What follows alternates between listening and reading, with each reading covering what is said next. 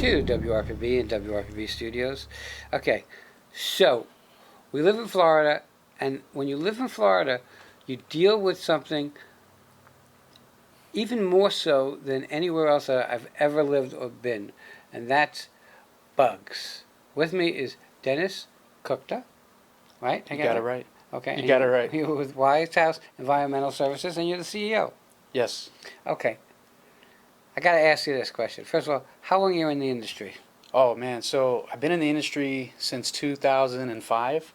Okay. I kind of got into it unexpectedly. Unexpectedly. I mean, essentially, I was working at Home Depot, and there was a gentleman there that was trying to recruit me. And never thought I would get into pest control, but all these years later, here I am. I own a company. So.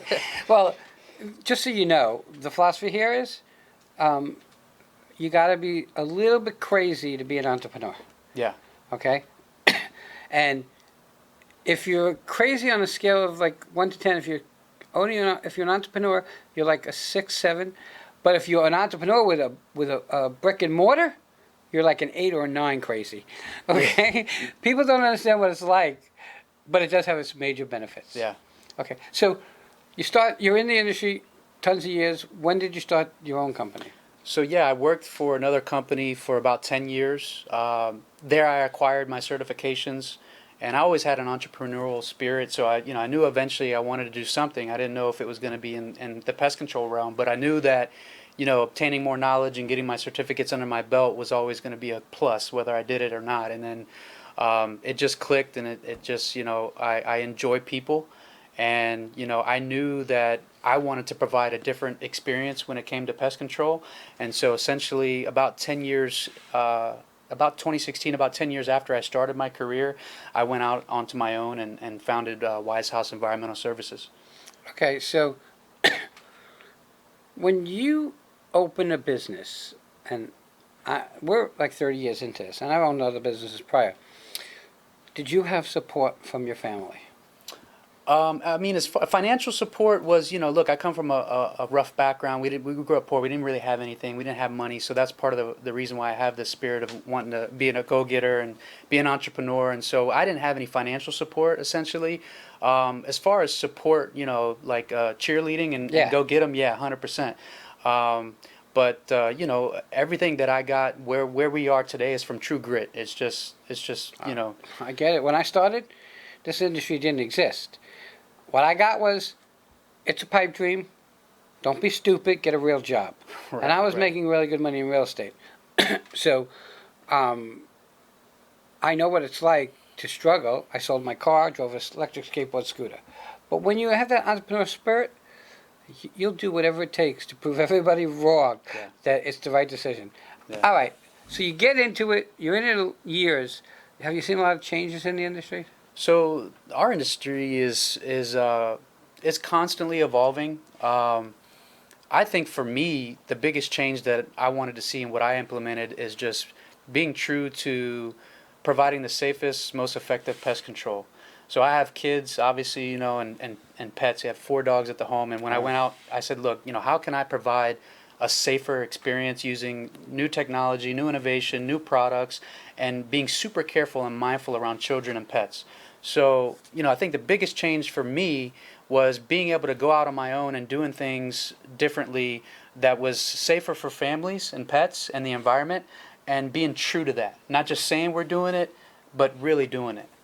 All right, so everybody in Florida that I know is plagued with ghost ants, or there's a million different names for them. Yeah. Okay? I don't know, can that be stopped? Well, look, bugs were here before us, and they're going to be here after us. They're not going anywhere. That's why they call it pest control, not eradication, right? Okay. So you live in a subtropical environment. Florida is always going to have heat and rain, and the heat and rain's been increasing, year after year. So that builds up more pest pressure. So we have hundreds of species of insects, hundreds of species of ants. And so when you think about the environment that we live in, you're never going to be able to eradicate them, but you want to be able to control them. And so there's a lot of ways that we do that, and some of that doesn't even require insecticides, right? Because you have a home that's got, a bunch of bushes and trees and moisture issues and clutter and debris around there, where of course you're going to have ants. You're going to have a lot of ghost ants. You're going to have white-footed ants, big-headed ants, you name it. There's tons of ants. But it starts with, making sure that you get rid of the conducive conditions around your home first, and then you think about insecticides. Because if you do it the other way, most of the people are like, I've tried everything from Home Depot, and I've tried everything, and I've hired 1,000 companies, but I can't get rid of these ants. Well, have you looked at your home? Have you really thought about the environment that is there? They have a natural habitat around your home. Let's start there. And that's one of the things that we do when we show up, for a customer at a customer's home for the first time, is we look at, okay, why are these bugs here in the first place? What is conducive to them, and what can we do before we even start thinking about applying a pesticide, right? What can we do? Okay, Mrs. Jones, you have all these trees touching the roof line, and the ants are using it like a bridge, and they're going in your attic. Let's get this stuff cut back. You got a lot of mulch. It's 10 years deep. You're talking about 10 inches. Let's get the mulch out of there. Let's put some rocks up against the house. Remove moisture. Moisture's a big one.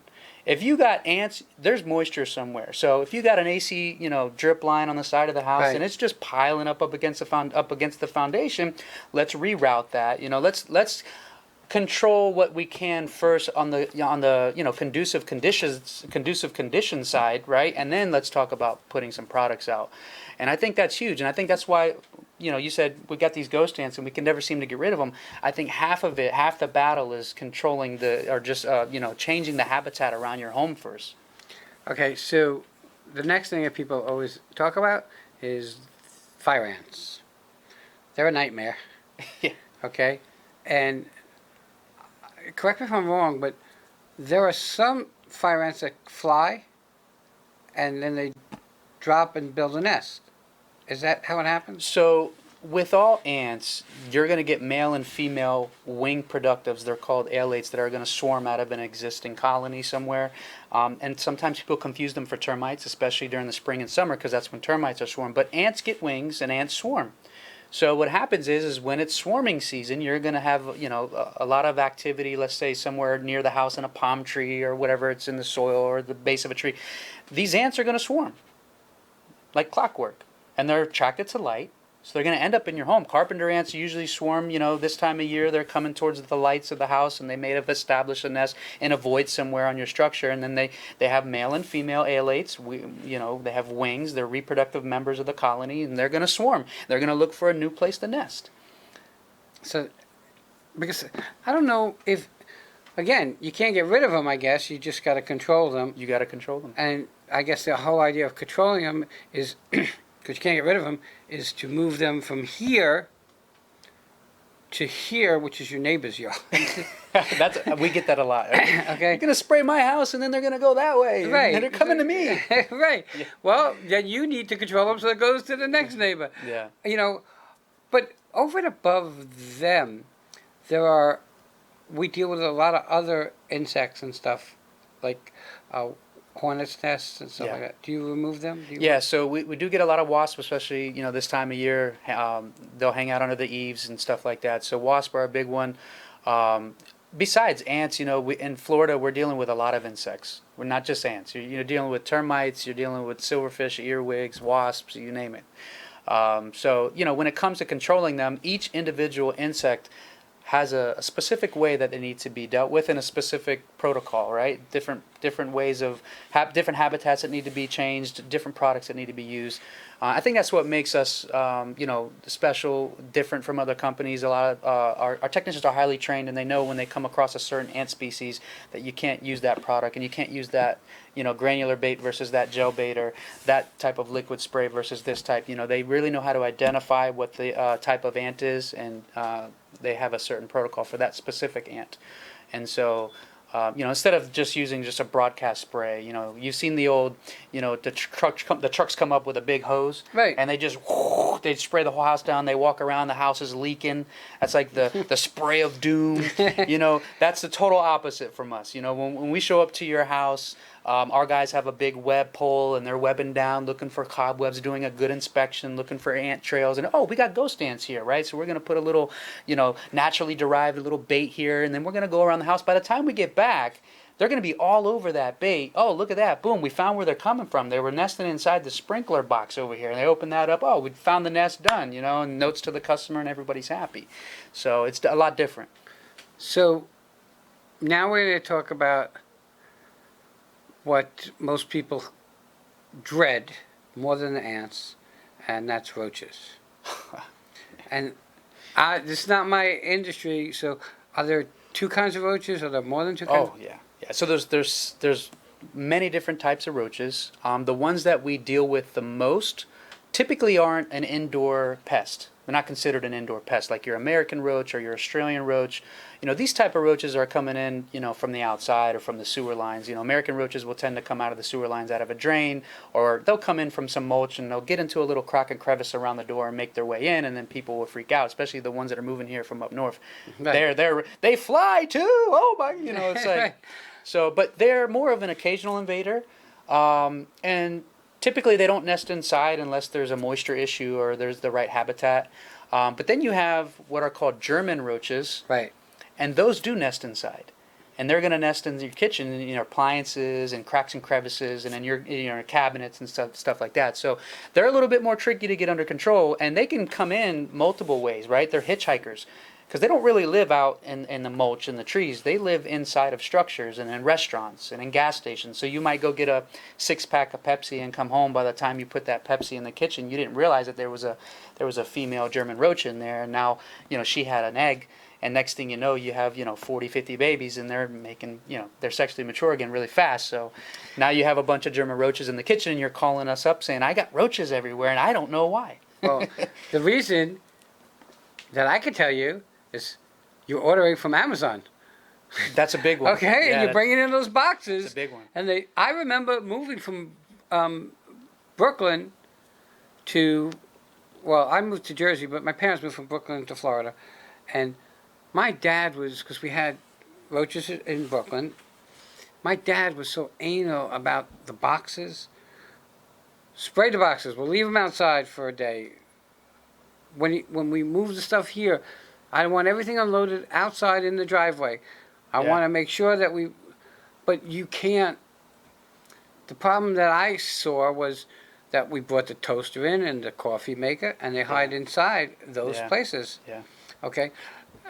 Can you get them under control? Yeah, and we do it in the safest manner possible with newer products that are natural. A lot of them are naturally derived, but instead of just spraying everywhere for German roaches, which is really ineffective because they have to come out right to get in contact with that spray. Right. Roaches are in cracks and crevices and they're hiding, so we make targeted treatments right where those roaches are with a lot of safer products. And we also utilize a vacuum, which is a way of controlling German roaches without any insecticides at all. If you move a fridge out and there's 100 roaches that are dispersing, we have a vacuum there, a HEPA filter vacuum, and we'll vacuum them up. And then we'll put baits in strategic areas where they're actually hiding. And what'll happen is they'll feed on these baits, right, and they'll share it. And the way it works is a lot of these baits when they ingest it, it gets into their fecal matter, and the actual nymphs, which are babies, will feed on the fecal matter. So it's basically just like a chain reaction, and then they'll start to die, essentially. So the way we control German roaches is in that manner, which in my opinion is a safer way to do it, and has a really good control. So you're going to get really good control this way versus just spraying everywhere and hoping that they come out and walk over that spray. Well, correct me if I'm wrong, but my opinion and my common sense tells me when you see one, it's time to get somebody in, if that's your concern. Because the longer you let it go, the more babies they're going to produce. Yeah. And the harder it is to get and you're right. If you see, and the first thing that you want to do is get a positive ID from a professional. So if you see one roach, you could be confusing it with a different type of roach. It might not be a German roach. So that's where you want to contact someone and a professional and send a picture, good pictures, or save it in a baggie and have them identify it, because you want to identify the type of roach that you're actually dealing with. So you can control it. So you can control it, yeah, because you treat them a little bit differently, and you want to. The first step in controlling any bug is a proper ID. Interesting. We've gotten to a situation in Florida that we're inundated now with flies. Yeah. By the garbage cans. Do you treat that too? Yeah, and a lot of that, has to just do with just sanitation, making sure that you're keeping your dumpsters empty, and obviously that their garbage man is coming to pick them up on time, especially in commercial facilities. But keeping the lids closed is a huge one too, because flies can smell that food from very far away. And so we deal with that with the commercial restaurants and facilities where, look, we tell them and we guide them in the right direction that you have to keep this dumpster emptied on a regular schedule, have to keep the lids closed. But flies are attracted to a lot of things. When we get our mango trees during the season and they're dropping on the ground, the flies are there. So you got to pick up your mangoes and make sure you're not leaving those on the ground. And then if you have animals, your dog excrement that's on the ground, they're pooping, and the flies are going to come. And so if you're keeping, it's the same thing at your home. If you're keeping a lot of garbage by the garage door and you got the lid off, they're going to come and they're going to get in the house. And so usually the best way to help with flies is to make sure that you're keeping, your fruits off the ground, keeping your garbage emptied often, keeping your lids closed, and then we can talk about some treatments if you're doing that too to kind of prevent them. But it all starts with sanitation. All right, we're getting to the top of our time. How do people find you? You have a phone number? Yeah, so you can find us at wisehousebugs.com. That's our website, or you can reach out to, what camera should I look at? I know you guys can edit this. What camera should I look at? Well, you're going to look there. This one or that one right here? So people can see me Yeah. directly? All right, perfect. So you can reach us at 561-727-8239, or you can go online at wisehousebugs.com. We also are on social media at wisehousebugs. Thank you for coming on. Thank you. Everybody, use a professional. I tell you a million times, if you don't use a professional, it's going to cost you 5 times more in money and 10 times more in aggravation. And I can tell you from experience that if you don't get it under control as soon as you can, it's going to be that much longer before you can get it under control. I would believe, because they reproduce like nobody's business. Yeah. So you really want to kind of get it under control. Everybody have a great day. We'll be right back.